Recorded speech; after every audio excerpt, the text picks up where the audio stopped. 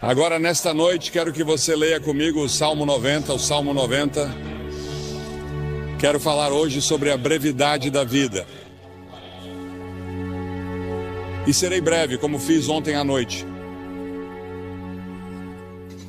O 10º versículo do 900 Salmo. Os dias de nossos anos são 3 anos e 10. Isso é 70. E se pela sua força são 80, isto é, 80, contudo a sua força é trabalho e tristeza, porque logo se corta e nós voamos. Quem conhece o poder da sua ira? Conforme o teu temor, assim é a tua ira. Portanto, ensine-nos a contar os nossos dias, para que possamos aplicar nosso coração à sabedoria. Você conta seus dias, você percebe como cada dia é importante? Pense nisso. Deus disse que se você viver até os 70 anos, poderá viver até os 80. E as Escrituras dizem que se você viver até os 80 anos, é provável que tenha muito trabalho, tristeza, problemas e dificuldades. Ouvi falar de um passageiro de trem que estava distribuindo charutos, porque o trem de onde moro chegou no horário pela primeira vez em muito tempo.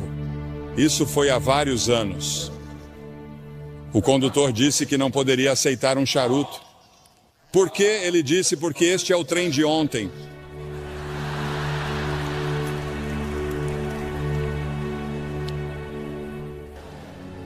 Há o colapso do tempo ao nosso redor. Você sabia que nos dias de Jesus, o mais rápido que uma pessoa podia ir era o mais rápido que um cavalo podia correr? E isso aconteceu até 1830, quando desenvolvemos um motor mais rápido que um cavalo. Pense nisso. Naquelas centenas e milhares de anos, o mais rápido que você podia ir era a cavalo. Depois, em 1910, desenvolvemos uma aeronave militar que percorria 42 milhas por hora. Lembro-me muito bem, como se fosse ontem, quando Lindbergh decolou para Paris e em 33 horas estava em Paris e achamos que isso era realmente incrível. Hoje em dia entramos em um Concorde, ou algumas pessoas o fazem e chegam lá em 3 horas e meia. E em 1960 começamos a viajar pelo ar a 18 mil milhas por hora quando chegamos à estratosfera. Agora meu pai dirigia um cavalo e uma charrete e estamos tentando administrar hoje uma era espacial em uma condição moral e espiritual de cavalo e charrete. O tempo está desabando sobre nós. Quanto tempo ainda temos? O salmista pediu que o Senhor se lembrasse de como o meu tempo é curto. Eis que você fez os meus dias como um palmo e a minha idade como nada para você. 1000 anos aos teus olhos são como o dia de ontem, quando já passou, e como um relógio. Um relógio dura 4 horas à noite. Um dia é o que o Senhor é 1000 anos e 1000 anos é um dia. Aquele que está assentado sobre o círculo da terra e os seus habitantes olham para Deus como gafanhotos. A grama murcha e a flor murcha, diz a Escritura. Os meus dias são como a sombra que declina, e eu me vou secando como a erva, mas tu, ó Senhor, permanecerás para sempre na tua memória, de geração em geração. Pense nisso, Deus permanecerá para sempre, mas nesta terra somos como uma sombra. Estamos todos em declínio e morrendo. Desde o momento em que nasceu, você começou a morrer porque todos nós estamos caminhando para a morte. Cada um de nós está sujeito à sentença de morte. Não haverá ninguém vivo nesta plateia, eu diria que daqui a 90 anos. Ninguém, todos partiremos. E o que você vai fazer com esses anos? Cada ser humano tem exatamente o mesmo número de horas e minutos todos os dias. Você sabe quantos minutos há em um dia? Você sabe quantas horas há em uma semana? Agora, se você viver até os 70 anos, seus primeiros 15 serão na infância ou na adolescência. Você passa 20 anos na cama. Os últimos 5 anos são de limitações físicas e você está reduzindo suas atividades. Isso significa que você só tem 30 anos para todo o resto, 30 anos para viver. E parte desse tempo tem que ser gasto com alimentação, trabalho e cálculo do imposto de renda. As Escrituras fazem esta pergunta: o que é a vida de vocês? É até mesmo um vapor que aparece por um pouco de tempo e depois desaparece. O mais velho de nós não viverá muito tempo. Nosso tempo já está nas mãos de Deus. Deus já tem um dia marcado para você ser levado deste mundo. Você pode estar envolvido em um acidente. Pode ser um câncer, pode ser um ataque cardíaco. Seja o que for, já está definido. E as Escrituras dizem que ao homem está ordenado morrer uma vez, e depois disso, o julgamento. Você estará diante do grande julgamento de Deus para prestar contas de como passou esta vida e o que fez em relação a Jesus Cristo, porque Deus deu seu Filho para morrer por seus pecados. Porque, como você vê, somos todos pecadores. Todos nós temos a mesma doença. Não me importa a cor da pele de vocês. Deus não olha para a cor da sua pele. Deus olha para o seu coração e vê que você tem uma doença espiritual no coração, e essa doença espiritual no coração se chama pecado. E todos nós somos pecadores. Isso significa que violamos as leis de Deus, desobedecemos a Deus, nós nos rebelamos contra Deus, e por termos nos rebelado contra Ele, teremos de enfrentar um julgamento. E Ele vai dizer: afastai-vos de mim. Nunca te conheci. É interessante para mim que as pessoas ricas não possam comprar mais horas. Os cientistas não podem inventar novos minutos. Você não pode nem mesmo economizar tempo para gastá-lo em outro dia. Você tem pouco tempo hoje. Diz que quer guardar para amanhã. Não pode fazer isso. Há urgência no tempo. A Bíblia diz: redimam o tempo porque os dias são maus. Os dias são muito ruins. Olhamos para nossos jornais e não conseguimos acreditar em todos os assassinatos, estupros e problemas raciais, todas essas coisas no mundo todo. Sim, os dias são maus e temos uma grande tarefa pela frente se quisermos que esta terra seja poupada por muito mais tempo. As Escrituras dizem que devemos redimir o tempo. É uma frase do mundo dos negócios. Significa comprar o tempo. Ouvi falar de pessoas que dão o dízimo de seu tempo. Devemos dar o dízimo de nosso dinheiro. 10% do nosso dinheiro pertence a Deus, se você for cristão. Mas podemos dizimar seu tempo. Reserve 10% do seu tempo e diga: Senhor, isso é seu para o estudo da Bíblia, para a oração. Você diz que passamos muito tempo nas rodovias, indo e voltando, e nas interestaduais, presos no trânsito. Você sabe, inventamos todas essas coisas modernas para economizar tempo, mas temos menos tempo do que nunca. Temos bem menos tempo hoje que meus pais na era dos cavalos e charretes. No entanto, temos automóveis e aviões velozes, e estamos correndo de um lugar para outro como loucos. E a maioria de nós não sabe o que fazer ao chegar lá.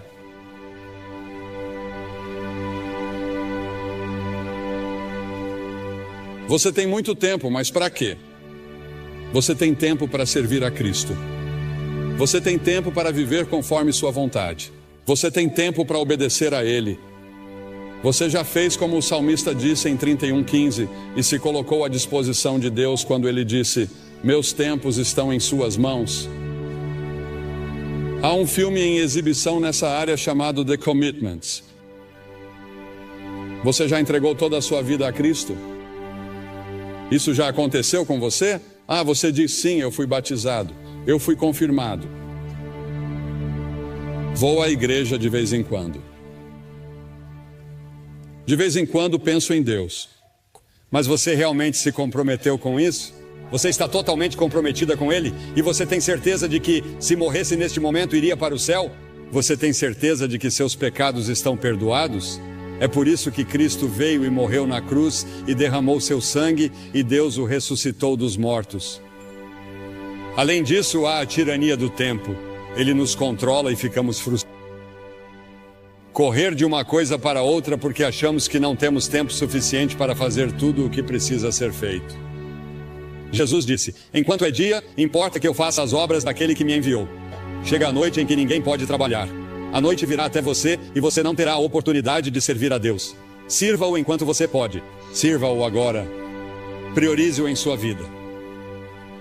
No entanto, no final de sua vida, ele disse: eu terminei o trabalho que você me deu para fazer. Deus tem um plano para a sua vida e você pode concluí-lo com a ajuda de Deus, e Ele lhe dará uma alegria e uma paz que você nunca sonhou que existissem se você colocar sua confiança nele. Ah, sim, quando Jesus deixou a terra, havia pessoas que precisavam ser curadas e vidas que precisavam ser tocadas, mas Jesus disse que havia terminado a obra que lhe havia sido designada. Pelo Pai, Deus designou um trabalho que somente você pode realizar. Você é único. Ninguém pode tomar o lugar de vocês. E Deus precisa de você em seu reino. O tempo pode ser nosso aliado ou nosso algoz. Mesmo assim, o tempo é incrivelmente justo e perdoador. Não importa quanto tempo você tenha desperdiçado no passado, você ainda pode ter o amanhã. Adlai Stevenson disse certa vez que o que conta não são os dias de sua vida, mas a vida em seus dias. Precisa comprá-lo. Qual é o preço que você tem que pagar? O preço é que você não tem tempo para certas coisas. Não devemos ficar à deriva, fazendo todos os prazeres, bebendo e fazendo todas as outras coisas erradas. Deus quer que amemos os outros. A principal coisa que Ele quer que façamos é amar o próximo e amar as pessoas de outras raças. A única coisa que distingue um crente dos outros é o amor que domina a sua vida. Sua vida deve ser cuidadosamente planejada. Depois há o término do tempo. Irmãos, o apóstolo Paulo disse em 1 Coríntios que o tempo é curto. No Apocalipse ele nos diz que o tempo não existirá mais. Jesus e seus discípulos passaram os 94 versículos de Mateus 24 até o final do capítulo 25 falando sobre o fim dos tempos. Ao nos aproximarmos do fim dos tempos, lemos em Apocalipse 12 que o diabo estará freneticamente ativo, porque sabe que seus dias estão contados. Sim, existe um demônio. Existe um Satanás. Ele é uma pessoa real e eles são demônios reais e vão lutar por sua alma esta noite, porque Satanás não quer desistir de você. Ele lutará para manter você no reino dele, pois existem dois reinos. Há o reino do diabo e há o reino de Deus, e você tem o direito de escolher em qual deles quer estar. É claro que não sabemos quando será o momento da vinda de Jesus. Em Marcos 13 é-nos dito que o céu e a terra passarão, mas daquele dia e hora ninguém sabe. Portanto, cuidado, vigie e ore, pois você não sabe qual é o seu tempo. Não sabemos quando Deus virá nos buscar. Em Romanos 13, o apóstolo diz que, conhecendo o tempo, já é hora de despertarmos do sono, pois a nossa salvação está mais próxima agora do que quando cremos. A noite já passou, o dia está próximo, portanto lancemos fora as obras das trevas e vistamos a armadura da luz. A Bíblia usa várias vezes a frase "o tempo está próximo". Jesus nos disse para discernirmos os sinais dos tempos. Um dos sinais é que a iniquidade será abundante. Pegue seus jornais e assista ao noticiário. A iniquidade é abundante em todos os lugares. Não apenas em Nova York, não apenas em Nova Jersey, mas em todo o mundo. Quando a lista for chamada no céu, você estará lá? O nome de vocês está escrito no livro da vida? Porque as Escrituras dizem que se o seu nome não estiver no livro da vida do Cordeiro, você nunca entrará no céu. Seu nome neste momento está no que é chamado na Bíblia de livro. E sob seu nome estão todos os pecados que você já cometeu, todas as coisas erradas que você já pensou, todas as suas intenções erradas. Está tudo lá registrado e você será confrontado no julgamento. Mas quando você vem a Cristo e se apresenta total e completamente a Ele como Salvador e Senhor, Ele apaga tudo o que está nesses livros e escreve seu nome em outro livro, o livro da vida. No livro do Cordeiro, O nome de vocês está escrito lá? Se meu nome não estivesse escrito ali e eu não soubesse, eu não sairia deste prédio esta noite até ter certeza. Porque talvez nunca mais haja outro momento como este na vida de vocês. Esta é a hora de você estar com Deus. E então a brevidade do tempo exige ação imediata. O fato de que o tempo é curto exige que façamos algo a respeito agora, porque as Escrituras dizem em 2 Coríntios 6:2 que agora é o tempo aceito, não amanhã, hoje. O que você deve fazer, faça-o agora. O dinheiro que você deve doar, doe-o agora. Testemunhe agora às pessoas que deve. Toda vez que o relógio marca o tempo, ele parece dizer agora. Hoje, se vocês quiserem ouvir sua voz, não endureçam o coração. Você pode endurecer seu coração. Se você ouvir uma mensagem como essa, isso pode ser muito perigoso, porque você endurecerá seu coração. E na próxima vez que você ouvir o Evangelho, seu coração ficará cada vez mais duro. Venha a Cristo agora. Se houver um sussurro em seu coração de que você precisa vir, você vem. Depois há o aviso do tempo. Um dia será tarde demais para sua alma. O tempo é muito curto para indecisões e vacilações. Você não deve ficar entre duas opiniões. Os tolos dizem que há tempo de sobra. O diabo diz que você tem tempo de sobra.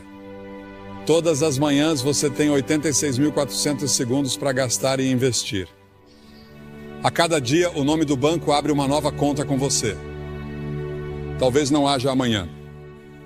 Venha agora. As Escrituras dizem, visto que todas essas coisas hão de acontecer, que tipo de pessoas vocês devem ser? Li um artigo há alguns anos falando sobre algumas pessoas que estavam se divertindo muito na véspera de Ano Novo, e o autor do artigo disse que elas bebiam como se não houvesse amanhã. Provavelmente todos vocês já ouviram a música, em outro momento e em outro lugar, e é isso que o diabo sussurrará em seu ouvido esta noite. Quando eu lhe disser que você precisa vir e assumir seu compromisso com Cristo, com essas centenas e milhares que já vieram nesta cruzada, o diabo dirá, espere, outra hora, outro lugar. Este não é o momento. Este é o momento. O simples fato de você estar aqui indica que é a hora. Por alguma estranha coincidência ou providência, Deus trouxe você aqui esta noite. E antes de vir você achava que estava bem com Deus, mas agora não tem certeza. E você quer ter certeza, você quer ter certeza. Sim, o demônio sempre diz, sim, faça isso. Mas em alguns momentos e em alguns lugares, Deus diz aqui e agora. Em Lucas 19, você vê Jesus chorando pelo povo de Jerusalém.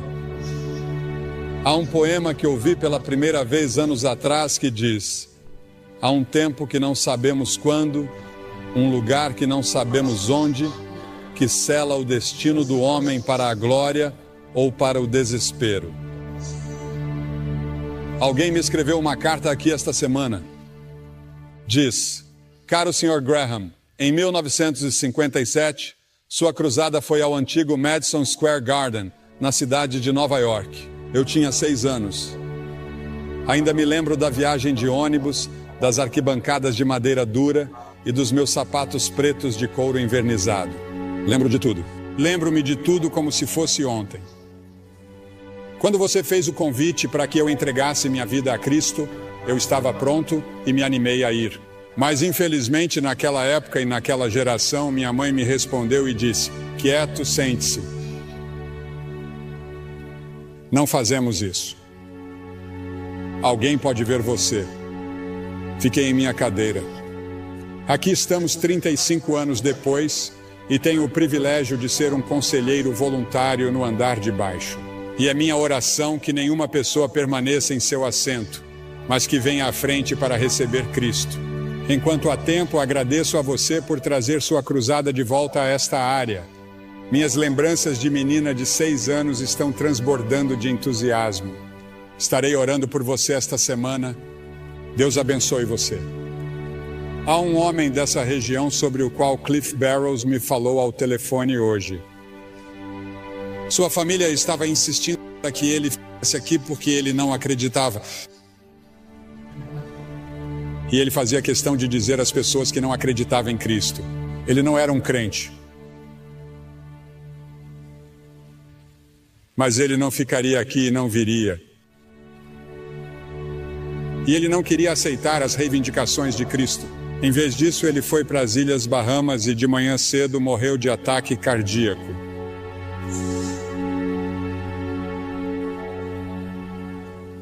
Para ele agora é tarde demais. Sua decisão está tomada. E quanto à sua decisão? Você vai dizer sim ou não às afirmações de Cristo? Cristo morreu por você, ressuscitou, e então o que você tem de fazer? Você precisa primeiro se arrepender de seus pecados. Isso significa que você diz: Senhor, sou um pecador. Sinto muito por meu pecado. Estou disposto a mudar meu estilo de vida. Quero segui-lo e servi-lo. E entrego minha vida a você esta noite, ou rededico minha vida a você esta noite. Preciso de você, Senhor, e quero assumir meu compromisso nesta noite. Nessa cruzada, nunca mais estaremos neste auditório. E você está aqui esta noite. Vou pedir que você se levante do seu assento na varanda. Isso levará 1 minuto a mais, portanto, comece agora. Venham e fiquem todos na frente, na minha frente, na frente do pódio. E depois que todos vocês vierem, vou lhes dizer uma palavra, fazer uma oração com vocês e dar-lhes alguma literatura para ajudá-los em sua vida cristã. Você diz: por que você pede às pessoas que venham publicamente? Porque cada pessoa que Jesus chamou, ele chamou publicamente. Havia algo em tornar isso público. Ele morreu por você publicamente, pendurado nu em uma cruz. Certamente pode vir e apresentar-se aqui publicamente.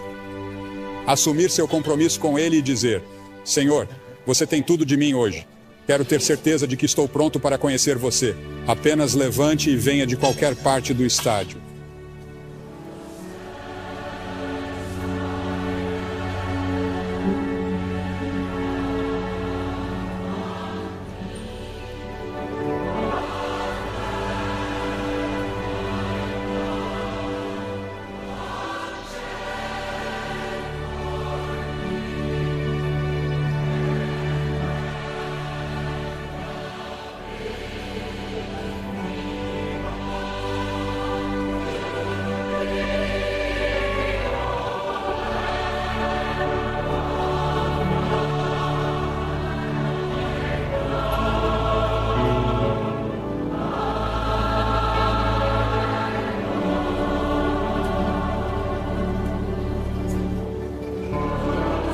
Enquanto muitos outros ainda estão chegando, quero dizer uma palavra a vocês que talvez estejam assistindo pela televisão, porque esses cultos estão sendo gravados em fita para serem exibidos no final deste ano ou no início do ano que vem. E muitas pessoas têm assistido à televisão e você tem pensado em como o tempo está passando rápido. Parece que foi ontem que você era um garotinho ou uma garotinha e o tempo voou. Talvez esteja num quarto de hotel ou num bar. E quero dizer a você que Deus o ama. Ele quer perdoar você. Ele quer fazer de você uma nova pessoa, se você permitir. Você pode assumir esse compromisso onde está agora. Jesus Cristo prometeu que voltaria à terra. E, senhoras e senhores, Jesus Cristo cumprirá essa promessa. Você está pronto? A esperança da vinda de Cristo deve nos fazer caminhar como discípulos do Senhor Jesus Cristo. Devemos ser sal e luz no mundo e devemos trabalhar como se Cristo não viesse por 1000 anos, mas devemos viver como se Ele viesse esta noite. Você está convidado para uma jornada de descobertas na Biblioteca Billy Graham. Refaça a trajetória de Billy Graham, de humilde fazendeiro a embaixador internacional do amor de Deus por meio de multimídia, fotos e memorabilia. Mas o fruto do Espírito é o amor. Visite a casa restaurada da família Graham, passeie pela livraria Ruth's Attic e faça uma refeição no Graham Brothers Dairy Bar. Aproveite as exposições especiais, os eventos e as atividades sazonais para toda a família. A entrada é gratuita, portanto, venha fazer essa jornada de descobertas na Biblioteca Billy Graham.